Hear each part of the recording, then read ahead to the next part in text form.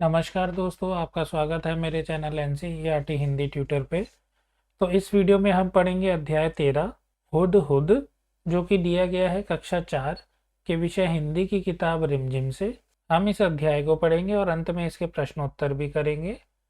अगर आपको वीडियो अच्छी लगे तो इसे लाइक और शेयर कीजिए और मेरे चैनल को सब्सक्राइब। चलिए शुरू करते हैं। अध्याय 13 हुद हुद। हुद हुद को कलगी कैसे मिली। एक बार सुलेमान नाम के बादशाह आकाश में उड़ने वाले अपने उड़न खटोले पर बैठे कहीं जा रहे थे। बड़ी गर्मी थी, धूप से वह परेशान हो रहे थे। आकाश में उड़ने वाले गिद्धों से उन्होंने कहा कि अपने पंखों से तुम लोग मेरे सिर पर छाया कर दो। फिर गिद्धों ने ऐसा करने से मना कर दिया। उन्होंने बहाना बनाते हुए कहा, हम तो इतने छोटे छोटे हैं, हमारी गर्दन पर पंख भी नहीं है, हम छाया कैसे कर सकते हैं। सुलेमान आगे बढ़ गए। कुछ दूर जाने पर उनकी भेंट हुदहुदों के मुखिया से हुई। सुलेमान ने उससे भी मदद मांगी। वह चतुर था। उसने फौरन अपने दल के सभी हुदहुदों को इकट्ठा करके बादशाह सुलेमान के ऊपर छाया कर दी। सुलेमान बोले, मैंने गिद्धों से भी मदद मांगी थी, वे मेरी मदद कर सकते थे, पर उन्होंने मेरी मदद नहीं की। तुम गिद्धों से छोटे तो हो, पर चतुर अधिक हो। तुम सबने मिलकर मेरी सहायता की है। मैं तुमसे बहुत प्रसन्न हूँ। मैं तुम्हारी कोई इच्छा पूरी करूँगा। बताओ तुम्हारी क्या इच्छा है। मुखिया ने कहा, महाराज, मैं अपने सभी साथियों से सलाह करने के बाद अपनी इच्छा बताऊंगा। मुखिया ने साथियों से सलाह करने के बाद कहा, महाराज, यह वरदान दीजिए कि हमारे सिर पर आज से सोने की कलगी निकल आए। बादशाह हंसे और बोले, मुखिया, इसका फल क्या होगा, यह तुमने सोच लिया है। मुखिया बोला, हाँ महाराज, मैंने खूब परामर्श करके यह वर मांगा है। सुलेमान ने प्रार्थना स्वीकार कर ली। सभी हुदहुदों के सिर पर सोने की कलगी निकल आई। लोगों ने सोने की कलगी को देखा तो वे हुदहुदों के पीछे पड़ गए। तीर से उन्हें मार मारकर सोना इकट्ठा करने लगे। हुदहुदों का वंश समाप्त होने पर आ गया। तब मुखिया घबराकर बादशाह सुलेमान के पास पहुंचा और बोला, इस सोने की कलगी के कारण तो हमारा वंश ही समाप्त हो जाएगा। सुलेमान ने कहा, मैंने तो शुरू में ही तुम्हें चेतावनी दी थी। खैर, जाओ, आज से तुम्हारे सिर का ताज सोने का नहीं, सुंदर परों का हुआ करेगा। और तभी से हुदहुदों के सिर पर परों के यह ताज कलगी शोभा पा रहा है। हुदहुद एक बहुत ही सुंदर पक्षी है। क्या तुम्हें पता है इसके शरीर का सुंदर भाग कौन सा है? इसके सिर की कलगी बहुत सुंदर है। वैसे तो यह इसे समेटे रहता है, पर जैसे ही किसी तरह की आवाज़ होती है, यह चौकन्ना होकर परों को फैला लेता है। तब यह कलगी देखने में हूबहू किसी सुंदर पंखी जैसे लगने लगती है। इसी कलगी के बारे में तुमने अभी एक सुंदर कहानी भी पढ़ी है। हुदहुद का सारा शरीर रंग बिरंगा और चटकीला होता है। एक पक्षी और इतने सारे रंग। पंख काले काले होते हैं जिन पर मोटी सफ़ेद धारियां बनी होती हैं। गर्दन का अगला हिस्सा बादामी रंग का होता है। चोटी भी बादामी रंग की होती है, मगर उसके सिरे काले और सफ़ेद होते हैं। दुम का भीतरी हिस्सा सफ़ेद और बाहरी हिस्सा काले रंग का होता है। चोंच पतली, लंबी तथा तीखी होती है। इस चोंच से यह आसानी से ज़मीन के भीतर छिपे हुए कीड़े मकोड़ों को ढूंढ निकालता है। इसकी चोंच नाखून काटने वाली नहरनी से बहुत मिलती है और शायद इसीलिए कहीं कहीं इसे अजामिन चिड़िया के नाम से भी पुकारते हैं। हुदहुद हमारे देश के सभी भागों में पाए जाते हैं। तुमने इसे अपने घर के आसपास अपनी तीखी चोंच से जमीन खोदते हुए अवश्य देखा होगा। बोलते समय यह 3 बार हुप हुप हुप सा कुछ कहता है, इसीलिए इसे अंग्रेजी में हुप ऊ कहा जाता है। हिंदी में इसे हुदहुद कहते हैं। दूब में कीड़ा ढूंढने के कारण हमारे देश में कहीं कहीं इसे पदुबिया भी कहते हैं, और सुंदर कलगी की वजह से कुछ देशों में लोग इसे शाह सुलेमान कहकर पुकारते हैं। मादा हुदहुद 3 से 10 तक अंडे देती है। जब तक बच्चे अंडे से बाहर नहीं निकल आते, वह अंडों पर बैठी रहती है, हटती नहीं। नर वहीं भोजन लाकर उसे खिला जाता है, पर दोनों में से कोई भी घोंसले की सफाई नहीं करता। संसार के विख्यात पक्षियों में से एक है यह हुदहुद। यह अपनी सुंदरता के लिए तो मशहूर है, पर इसे पालतू नहीं बनाया जा सकता।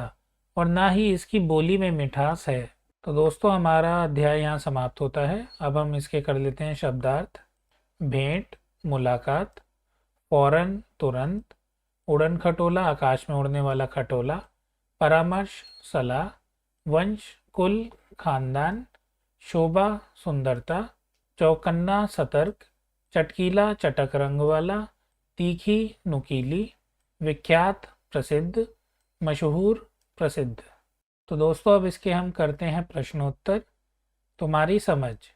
हुदहुद को कहीं हजामिन चिड़िया और कहीं पदुबिया के नाम से पुकारते हैं, क्यों?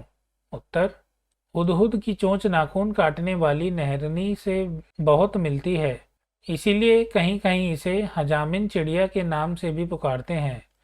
दूब में कीड़ा ढूंढने के कारण हमारे देश में कहीं कहीं इसे पदुबिया भी कहते हैं। यहाँ शब्द गलत हो गया, ये जामिन नहीं हजामिन है। हुदहुद की चोंच पतली, लंबी और तीखी होती है। इस बात को ध्यान में रखकर बताओ वे कैसा भोजन खाते होंगे, चोंच से वे क्या क्या काम ले सकते होंगे। उत्तर, वे छोटे छोटे कीड़े मकोड़े खाते होंगे। चोंच से वे जमीन के भीतर छिपे कीड़े मकोड़े ढूंढ निकालते होंगे। दुश्मनों से अपना बचाव भी वे इसी चोंच से करते होंगे। मैंने जाना।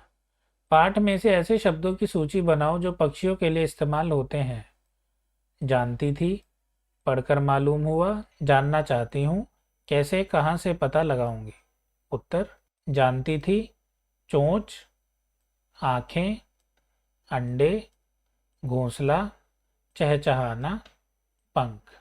पढ़कर मालूम हुआ, हुदहुद, कलगी, ताज, अजामिन, पदुबिया, हुप हुप हुप, हुप ऊ। जानना चाहती हूँ, अंडे देने के अलावा मादा हुदहुदों के अन्य काम। दूसरा, हुदहुद क्या गिद्ध की तरह लड़ाकू पक्षी हैं? कैसे कहाँ से पता लगाऊंगी? किताबें पढ़कर, इंसाइक्लोपीडिया पढ़कर, शिक्षकों से पूछकर, नेट से। पाठ पढ़ने के बाद अपनी कॉपी में एक तालिका तैयार करो और उस तालिका में मालूम की गई जानकारी लिखो। तो आप ये स्वयं कीजिए। पहचाने कैसे? अगर तुम्हें हुदहुद को पहचानने में किसी की मदद करनी है तो तुम उसे कौन सी बातें बताओगे? 4-5 वाक्यों में लिखो। उत्तर, हुदहुद के सिर पर कलगी होती है, इसका सारा शरीर रंग बिरंगा और चटकीला होता है, पंख काले होते हैं जिन पर मोटी सफ़ेद धारियां बनी होती हैं, इसकी चोंच पतली, लंबी और तीखी होती है, बोलते समय ये 3 बार हुप हुप हुप सा कुछ कहता है। अब कौवे या कबूतर को पहचानने के लिए 4-5 बिंदु लिखो। यह लिखने के लिए तुम्हें इन पक्षियों को कुछ समय तक बहुत गौर से देखना होगा।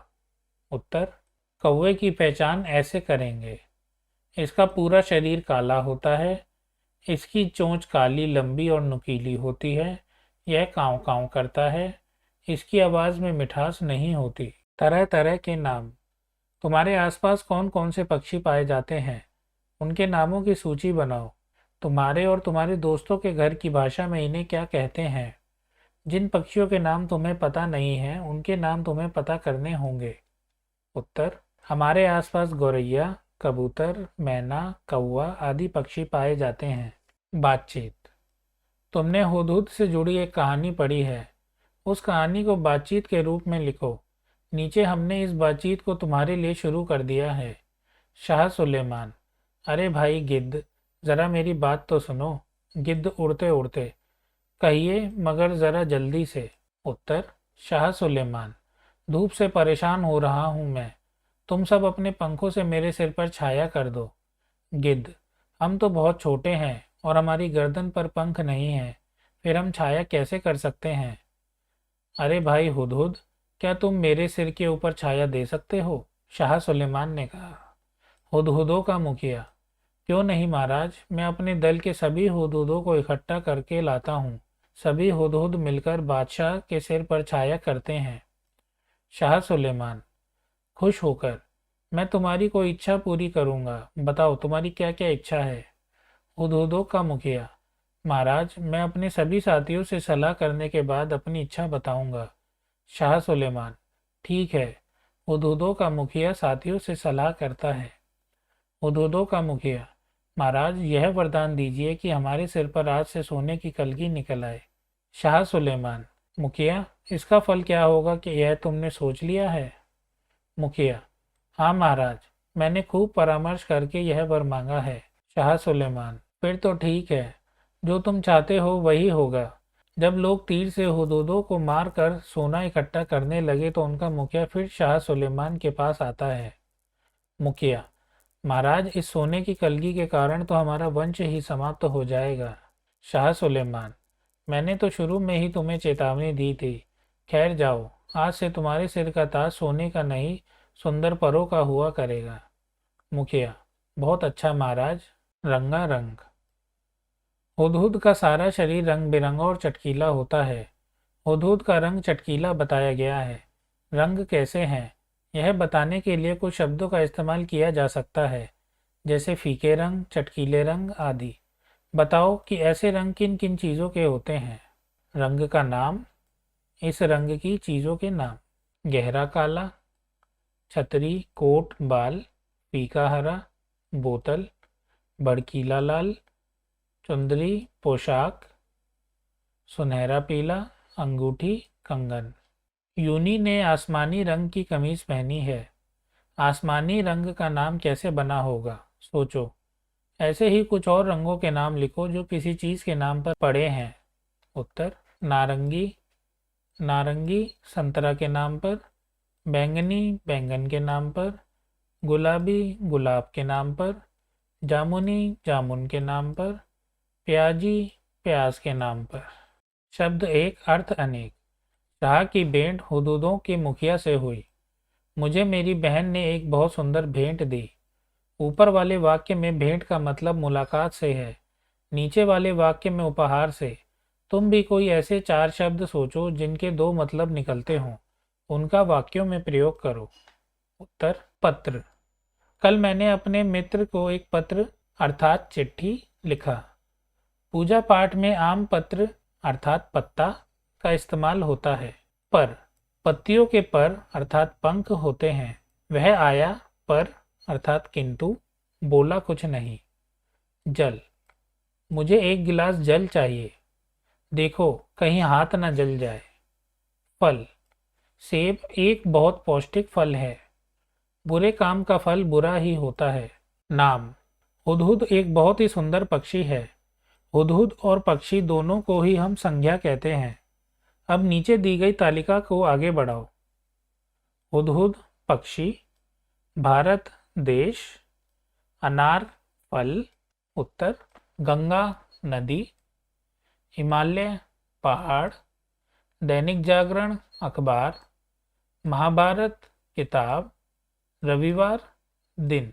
तो दोस्तों हमारे प्रश्न उत्तर यहाँ समाप्त होते हैं और हमारा अध्याय 13 हुदहुद यहाँ समाप्त होता है। हमने इस कहानी को पढ़ा और इसके प्रश्नोत्तर भी करे और हुदहुद पक्षी के बारे में भी जाना। आशा करता हूँ आपको यह वीडियो अच्छी लगी होगी। अगर आपको यह वीडियो अच्छी लगी तो इसे लाइक कीजिए और अपने दोस्तों के साथ इसे शेयर कीजिए।